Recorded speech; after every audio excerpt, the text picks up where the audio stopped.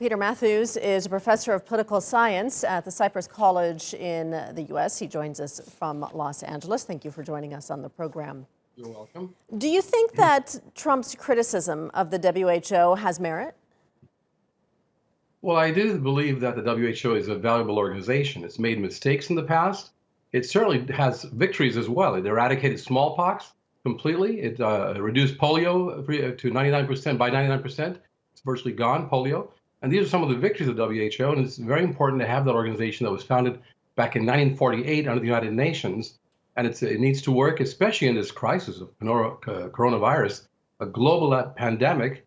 This is not the time to cut their funding or to eliminate it or to halt it. This is the time to actually encourage and look into what they've done proper and what they haven't done adequately and to work with them. The U.S. needs to work with WHO to get this thing under control because right now 1.9 million people are infected in the world with 119,000 deaths. And the U.S. has over 20,000 deaths right now. This is not the time to play those kinds of games. We have to really get serious about working together as a global community. The WHO is a big part of that. So what do you make of the timing then of Trump announcing this? Is this him just trying to deflect from the criticism that's directed at him about his response to the coronavirus outbreak? Absolutely. In fact, there has been a lot of criticism recently about his delayed response. And, he was notified of this. In fact, Peter Navarro put out information earlier in this year, in the beginning of the year about it, or directly circulated to all of the people in the White House. And the president didn't respond to that. He had about 3 weeks in February, could have taken action immediately. Let me give you one example.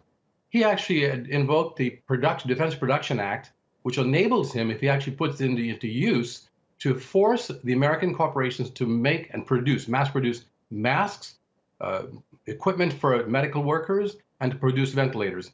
He refused to do that. He said, we're going to let them do it voluntarily. And this was a very delayed response, and he's being criticized a lot for those kinds of things.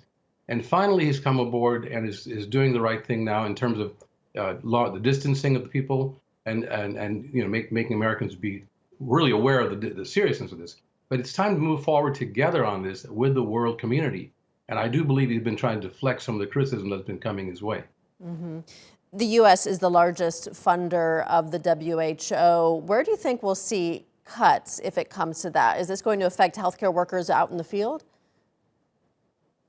Absolutely, and that's the problem, because when WHO did have a problem way back with Ebola, they had a delayed response to that. Part of it has to do with bureaucracy, but also they were underfunded and overstretched. That was proven. And so when you underfund and overstretch a public agency like the WHO, they're not going to be able to respond adequately. So it will have a direct impact right now coming up with the workers that are out in the field there. And they're so important right now to reach out to countries, especially that don't have the kind of healthcare infrastructure that Europe and the US or that China and South Korea have. So we have to really support the WHO, and I think the president should really come aboard and not halt their funding at this crucial time. All right, we're going to leave it there. Peter Matthews, thank you so much for your time.